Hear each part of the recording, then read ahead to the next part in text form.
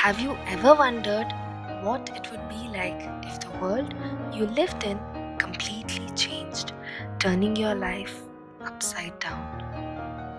And for those who have gone through an experience like this, can you remember how it felt to wake up in a world you were not used to?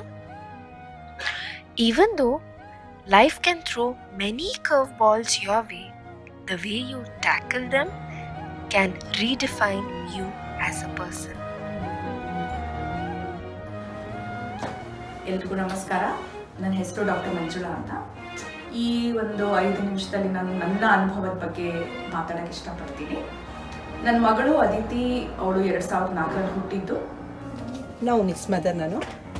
ನನಗೆ ನವನೀತ್ ಹುಟ್ಟಿದ್ದು 2004 so ಹುಟ್ಟಿದಾಗ ನನಗೆ ತುಂಬ ಖುಷಿ ಆಯಿತು. ನನ್ನ ಮಗು ಹುಟ್ಟುತ್ತಲ್ಲ ಅಂತೇಳಿ ನಾನು ತುಂಬ ಖುಷಿಯಾಗಿದ್ದೆ.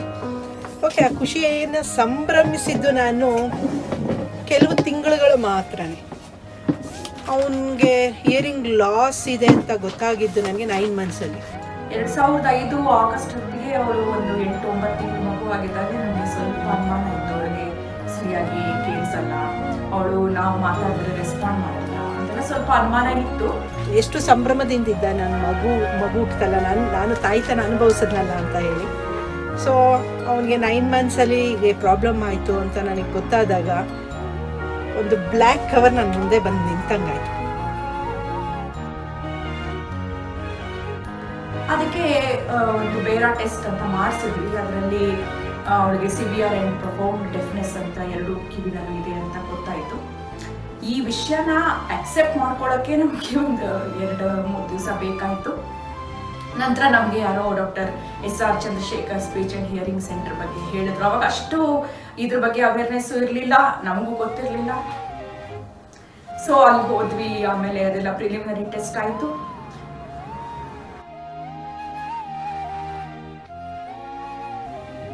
ಎಲ್ಲಿ ಏನು ಮಾಡೋದು ಮಗುವಿಗೆ ಆಯ್ತಲ್ಲ. ತುಂಬ ಹತ್ತಿದ್ದೀನಿ ನಾನು.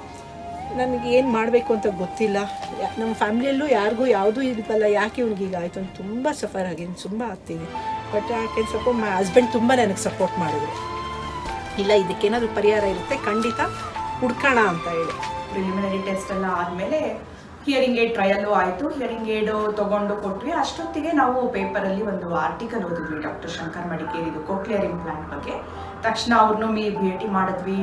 ಮಾಧುರಿ ಗೋರೆ ಅವರು ಅದನ್ನು ಡಿಸ್ಕಸ್ ಮಾಡಿ ಆದಷ್ಟು ಬೇಗ ಸರ್ಜರಿ ಮಾಡಿಸ್ಬೇಕು ಅಂತ ಡಿಸೈಡ್ ಮಾಡಿ ಡಿಸೆಂಬರಲ್ಲಿ ಸರ್ಜರಿ ಆಯಿತು. ಆಮೇಲೆ ಮಿಸಸ್ ಕಲ್ಪನಾ ಅವರು ಇವಳಿಗೆ ಮಗುಗೆ ಥೆರಪಿ ಕೊಟ್ಟರು.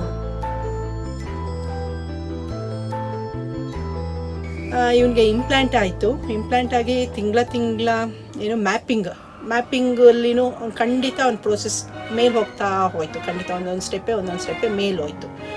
ಇದರಿಂದ ಈಗ ನನ್ನ ಮಗಳು ಒಂದು ನಾರ್ಮಲ್ ಸ್ಕೂಲಲ್ಲಿ ಓದ್ಕೊಂಡು ಚೆನ್ನಾಗಿ ಮಾಡ್ತಾ ಇದ್ದಾಳೆ. ಅಕಾಡೆಮಿಕಲ್ಲಿ ಆ್ಯಂಡ್ ಎಕ್ಸ್ಟ್ರಾ ಕರಿಕ್ಯುಲರ್ ಆ್ಯಕ್ಟಿವಿಟೀಸ್ ಎಲ್ಲದರಲ್ಲೂ ಚೆನ್ನಾಗಿದ್ದಾಳೆ. ನಾನು ನವನೀತ್ ಕೇಳಿಸ್ಕೊಳ್ತಾ ಇದ್ದಾನೆ ಅಂತ ಶುರುವಾದಮೇಲೆ ಅವನಿಗೆ ಕೇಳಿಸ್ಕೊಳ್ಳೋದ್ರ ಕಡೆ ತುಂಬ ಗಮನ ಕೊಡು, ಕೇಳಿಸ್ಕೊಂಡ್ರೇ ಗೊತ್ತಾಗೋದು, ಕೇಳಿಸ್ಕೊಳ್ಳೋ ಕಡೆಗೆ ತುಂಬ ಗಮನ ಕೊಡಿಸಿದ್ದೀನಿ. ಯಾವುದೇ ಒಂದು ಸೌಂಡ್ ಇರ್ಬೋದು, ಅವನಾಗ ಅವನು ಅಬ್ಸರ್ವ್ ಮಾಡ್ತಾ ಇದ್ದಾನ ಇಲ್ವಾ ಅನ್ನೋದ್ರ ಕಡೆ ನಾನು ಗಮನ ಹರಿಸ್ತಾ ಇದ್ದೆ. ಸೊ ಅವನು ಗಮನ ಹರಿಸ್ಲಿಲ್ಲ ಅಂದರೆ ನಾನು ಕೇಳಿಸ್ತಾ, ನಿನಗೀಗ ಏನೋ ಒಂದು ಸೌಂಡ್ ಕೇಳಿಸ್ತಾ ಅಂತ ಹೇಳಿ ನಾನು ಅವನಿಗೆ ಗಮನದ ಕಡೆ ಆದಷ್ಟು ಗಮನ ಒಲಿಸ್ತಾ ಇದ್ದೆ. ಸೊ ಆಗ ಮಾಡಿಸಿ ಏನಾಯ್ತು, ಅವನಿಗೆ ನಾನು ಕೇಳಿಸ್ಕೋಬೇಕು ಅನ್ನೋದ್ರ ಕಡೆ ತುಂಬಾ ಗಮನ ಹೋಯಿತು. ಕೇಳಿಸ್ಕೊಂಡ್ಮೇಲೆ ಆಟೋಮೆಟಿಕ್ಲಿ ಅವನು ಮಾತಾಡಲಿಕ್ಕೆ ಶುರುವಾದ. ಈ ಮಾಧ್ಯಮದ ಮೂಲಕ ನಾನು ಹೇಳೋದೇನೆಂದರೆ, ಒಂದು ತಂದೆ ತಾಯಿಯಾಗಿ ನೀವು ಮಗುವುದು ಡೆವಲಪ್ಮೆಂಟಲ್ ಮೈಲ್ಸ್ಟೋನ್ಸ್ ಎಲ್ಲ ನೋಡ್ತಾ ಇರಬೇಕು. ಮಗು ಯಾವಾಗ ಸರಿಯಾಗಿ ಕಿವಿ ಕೇಳಿಸ್ಕೊತಿಲ್ಲ ಅಂದರೆ ಇಮ್ಮಿಡಿಯೇಟ್ಲಿ ತೋರಿಸ್ಬೇಕು ಅದನ್ನು. ಈ ಶ್ರವಣ ದೋಷ ಇರೋರಿಗೆ ಎಷ್ಟು ಬೇಗ ನಾವು ಟ್ರೀಟ್ಮೆಂಟ್ ಕೊಡಿಸ್ತೀವೋ ಅಷ್ಟು ಬೇಗ ಆ ಮಕ್ಕಳು ಮಾತಾಡೋಕ್ಕೆ ಸಾಧ್ಯ. ಕೇಳಿಸ್ಕೊಳ್ಳೋದಿದೆ ನೋಡಿ, ಅದು ತುಂಬ ಇಂಪಾರ್ಟೆಂಟ್ ಆಗಿರುತ್ತೆ ಈ ಮಕ್ಕಳಿಗೆ. ಆ ಕೇಳಿಸ್ಕೊಂಡು ಏನಾಗುತ್ತೆ, ನಾರ್ಮಲಿ ನಾವು ಜನರಲಾಗಿ ನಾವು ಕೇಳಿಸ್ಕೊಂಡ್ರೆ ತಾನೇ ಮಾತಾಡ್ಲಿಕ್ಕಾಗೋದು. ಹಾಗೆ ಕೇಳಿಸ್ಕೊಂಡಿದ್ದನ್ನೆಲ್ಲ ಮಾತಾಡ್ಲಿಕ್ಕೆ ಶುರು ಮಾಡಿದೆ. ಏನೋ ಇಂಥ ಸೌಂಡ್ ಬಂತು, ಇದೇ ಸೌಂಡ್ ಬಂತು ಅಂತ ಹೇಳಿ ಕೇಳಿಸ್ಕೊಳ್ಳಿಕ್ಕೆ ಶುರುವಾಯಿತು ಚೆನ್ನಾಗಿ. ಮೋಸ್ಟ್ ಆಫ್ ದ ಮಕ್ಕಳು ಬರೋದು ಮಾತಾಡ್ತಾ ಇಲ್ಲ ಅಂತ. ಅದು ಆಗಲೇ ಲೇಟ್ ಆಗಿಬಿಟ್ಟಿರುತ್ತೆ, 2-3 ವರ್ಷ ಆಗಿಬಿಟ್ಟಿರುತ್ತೆ ಮಗುಗೆ.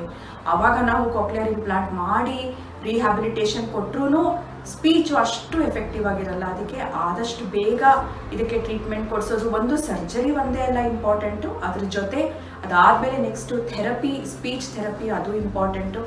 ಅದು ಹೇಗೆ ಅಂದರೆ ಅದು ನಿಮಗೆ ಗೈಡ್ ಮಾಡೋಕ್ಕೆ ಥೆರಪಿಸ್ಟ್ ಇರೋದು. ನೀವು ಮನೆಯಲ್ಲಿ ಜಾಸ್ತಿ ಕಾಲ ಮಕ್ಕಳ ಜೊತೆ ಕಳೀತೀರಾ, ಸೊ ಮಕ್ಕಳಿಗೆ ನೀವು ಹೇಳ್ಕೊಡೋದು ಇಂಪಾರ್ಟೆಂಟ್. ಎಲ್ಲ ತಾಯಂದ್ರಿಗೂ ಒಂದು ಚಿಕ್ಕ ಮಾಹಿತಿ, ಯಾವುದೇ ತಾಯಿ ಆಗಲಿ ಕುಗ್ಗೋಗ್ಬೇಡಿ. ಕುಗ್ಗಿದ್ರೆ ಖಂಡಿತ ಯಾವುದೂ ಇದರಿಂದ ಪ್ರಯೋಜನ ಇಲ್ಲ. ಕಾಕ್ಲಿಯರ್ ಇಂಪ್ಲಾಂಟ್ ಸ್ವಲ್ಪ ಕಾಸ್ಟ್ಲಿ, ಬಟ್ ಅಂದ್ರೂ ಅದಕ್ಕೆ ಬೇಕಾದಷ್ಟು ಸಂಸ್ಥೆಗಳಿದೆ ಹೆಲ್ಪ್ ಮಾಡೋಕ್ಕೆ. ನಮಗೂ ಇದೇ ಕಷ್ಟ ಆಯಿತು, all of a sudden 12 lakh arrange ಮಾಡೋದು ಇಸ್ ನಾಟ್ ಈಸಿ. ಸೊ ಅದಕ್ಕೆ ನೀವು ಬೇಕಾದಷ್ಟು ಸಂಸ್ಥೆಗಳಿದೆ ಇದಕ್ಕೆ ಸಹಾಯ ಮಾಡೋಕ್ಕೆ, ಸರ್ಜರಿ ಮಾಡೋಕ್ಕೆ ಒಳ್ಳೊಳ್ಳೆ ಡಾಕ್ಟರ್ಸ್ ಇದ್ದಾರೆ, ಆಮೇಲೆ ಥೆರಪಿ ಕೊಡೋಕ್ಕೆ ಒಳ್ಳೊಳ್ಳೆ ಇನ್ಸ್ಟಿಟ್ಯೂಟ್ಸ್ ಇದೆ. ನಿಮ್ಮ ಜವಾಬ್ದಾರಿ ಲೈಫ್ ಲಾಂಗ್ ಇರುತ್ತೆ, ಅದನ್ನು ಮರಿಬಾರ್ದು. ಮಾಧುರ್ ಗೋರೆ ಅವ್ರ team doctor Chandrashekar speech and hearing ಸೆಂಟರಲ್ಲಿ ಇವರಿಬ್ಬರಿಗೂ ನಾ ಯಾವಾಗಲೂ ನಮ್ಮ ಮಗು ನೋಡಿದ್ರೆ ನಮ್ಗೆ ಜ್ಞಾಪಕ ಬರೋದು ಇವರಿಬ್ಬರು. ಆದಷ್ಟು ಬೇಗ ಟ್ರೀಟ್ಮೆಂಟ್ ಕೊಡಿಸ್ಬಿಟ್ಟು, ಥೆರಪಿ ಕೊಡಿಸ್ಬಿಟ್ಟು, ಲ್ಯಾಂಗ್ವೇಜು ಒಳ್ಳೆಯದು, ನಿಮ್ಮ ಮಗುಗೆ ಯಾವ್ದು ಹೆಲ್ಪ್ ಆಗುತ್ತೆ ಆ ಭಾಷೆ ಸೆಲೆಕ್ಟ್ ಮಾಡಿ ನಾರ್ಮಲ್ ಸ್ಕೂಲಲ್ಲಿ ಎಂಟರ್ ಆಗೋ ಥರ ಮಾಡಬೇಕು. ನಾನು ಅಚೀವ್ ಮಾಡಬೇಕು ಅಂತ ಹೇಳಿ ಒಂದು ದಾರಿ ಹೋದಾಗ ಸುಮಾರು ದಾರಿಗಳು ಸಿಗುತ್ತೆ. ಅದರಲ್ಲೂ ನಾವು ಒಂದನ್ನು ಆಯ್ಕೆ ಮಾಡಿಕೊಂಡು ಹೋದಾಗ ಖಂಡಿತ ಸಕ್ಸಸ್ಫುಲ್ ಜರ್ನಿ ಅಂತೂ ಸಿಗುತ್ತೆ. ಅದಕ್ಕೆ ಒಂದು ಎಕ್ಸಾಂಪಲ್ ಅಂತ ಅಂದರೆ ನನ್ನ ಮಗನೇ ಉದಾಹರಣೆ. ನನ್ನ ಮಗನ ಮಾತಾಡಿಸ್ತೀನಿ. Hi everyone, myself is Navneet Reddy. Yes, presently I am studying 10th grade. I got implanted at 2.5 years in 2006. Hi, I'm Aditi. I'm a cochlear implantee. As far as I remember, I don't remember any day of me being deaf. Thanks to my mom and dad who intervened at an early age and made me hear wonderful sounds of nature. My presently age is 16 years. I am very thankful to my father who had decided and financially arranged with lot of difficulties for my implant surgery, and I am grateful to my mother who had trained me to hear and listen and speak and understand. She also attended mother training program and gave me therapy programs. And at the school in that class I made to sit first bench for understand and to hear easily. I was a normal kid in my childhood days. I had no problem in communicating or listening. I'm most comfortable in school, and amongst friends I don't feel that I miss any sounds, any noise or sound. I don't feel anything. And I used to mingle with friends easily, and they also used to treat me like other friends, and I were able to understand my speech. And I am also thankful to my teachers because they helped me a lot in studies.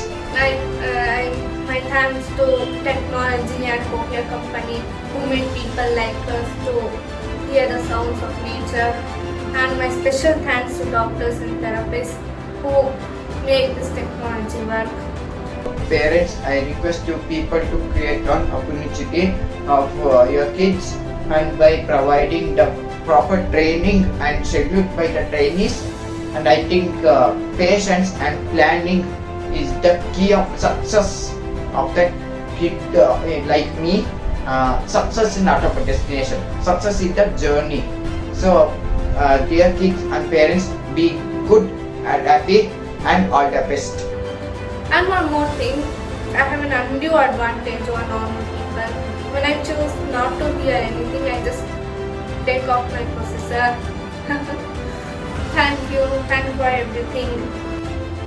When you look back on therapies, appointments, sleepless nights, tears, triumphs, milestones, equipments, ignorance, struggle, strength, and you'll say with certainty that it was absolutely worth it.